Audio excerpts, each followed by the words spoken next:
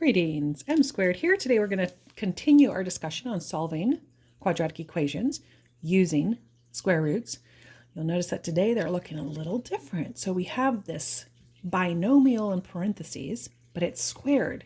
So it kind of acts as an x squared. We're going to follow those same rules. So instead of getting our x squared alone today, we're going to get our x plus or minus h alone. So we're going to get this guy alone. Whatever is squared, we're going to get alone because remember, the goal is to then take the square root. And a square root undoes a squared. They're opposite operations, just like plus and minus, multiplication, division, squared, square root. They're opposites. So let's look at our steps. We've got get the x squared alone, check the right side to see if it's negative. If it's negative, remember, nothing squared when you're dealing with real numbers, which is all the numbers we know right now. Nothing squared is going to equal a negative. So if you get a negative on the right side, you're done. No solution. No x-intercepts. The second is you're going to take the square root of both sides. You're going to remember that plus or minus, and then you're going to solve the resulting equation. Let's get started.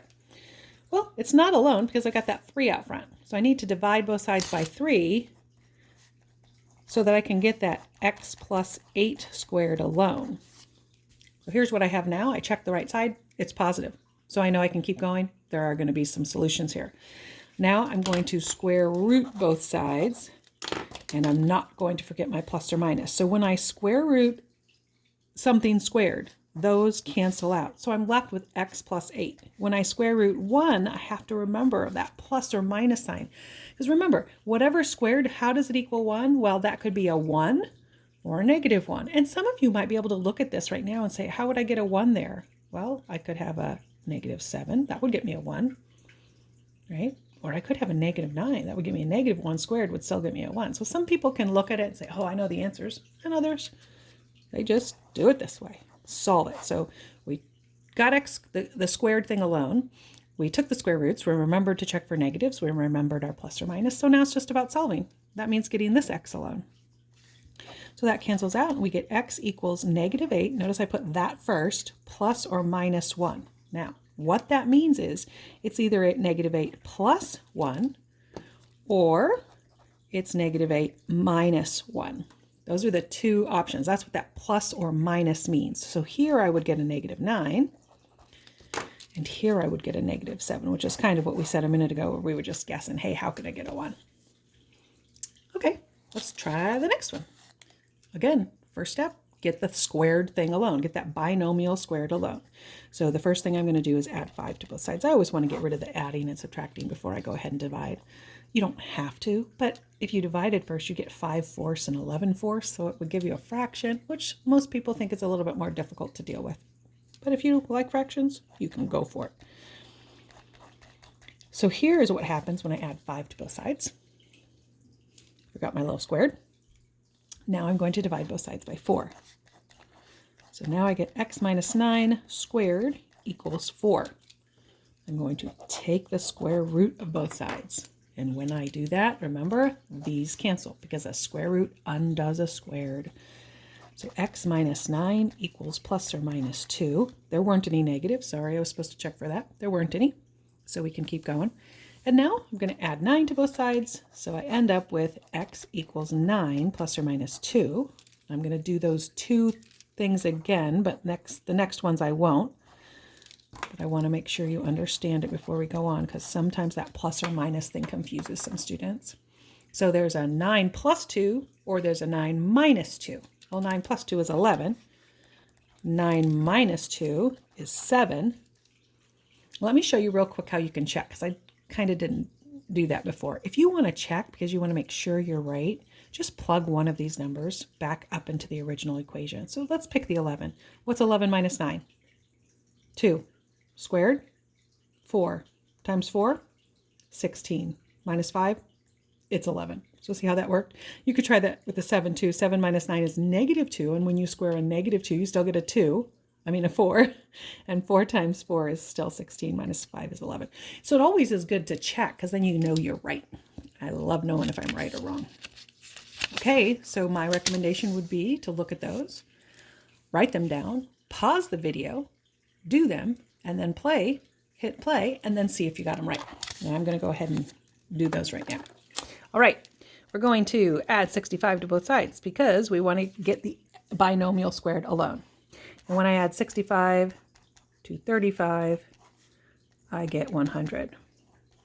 Now I'm going to divide both sides by 5. Divide by 5, I get x minus 4 squared equals, I believe that's 20. Now what do? Check for negatives. It's not negative. Let's go. Square root both sides. X minus 4 equals the square root, plus or minus, of course, 20. So here I have an irrational answer. So when I have an irrational answer, I want to make sure I simplify it because I want the exact answer. If I wanted just a decimal, I'd punch it in the calculator, but I want the exact answer. So I have to use my either birthday cake method or whichever method you learned to try to get the perfect square factors out from underneath the square root. So 20 is 4 times 5. And I know that 4 is a perfect square. So I'm going to take the square root of that. So I'm going to get x minus 4 equals 2 square root of 5. And then I'm going to add 4 to both sides. So that's going to cancel out there, and I'm going to add 4 there. So this is actually my answer. 4 plus or minus 2 square roots of 5. Now, if you want to write that separately, you can, right? You could write 4 plus 2 square roots of 5 or 4 minus 2 square roots of 5. But you will see this as a little bit easier to write, and also you're going to be seeing that a lot. So you might as well get used to it. It's not wrong to do it that way, but you'll see on, I think on Delta Math, the one where you're putting your answers in, they're going to want that plus or minus, and they're going to have a square root there for you. So you can punch those in. Okay, last one. Divide both sides by 2 because our goal is to get the squared thing alone, that squared binomial. Then I'm going to square root both sides, and I'm going to remember, oh, not negative, x plus 8 equals plus or minus the square root of 11. So then I'm going to subtract 8 from both sides, and my final answer is negative 8 plus or minus the square root of 11. That's the exact answer. Now, just for fun, I'm going to show you, I'm going to show you how I would put that in my calculator to find the exact, an approximate answer. Let's say I was rounding to the nearest tenths. So real quick, I'll do that. I'm just going to punch it all in my calculator at once. I'm going to use the plus sign. I'm not going to use plus or minus at the same time. Your calculator won't do that, because it swoops 2 different answers. Okay, let's go back. Negative 8 plus the square root of 11. And then I just press enter and I say, oh, round to the tenths. The 8 makes it go bigger, so that's negative 4.7. And then what's nice about this kind of calculator is if you want to change that to a minus sign, you can just use your left arrow, change it to a minus sign, and it'll give you that answer. So negative 11.3.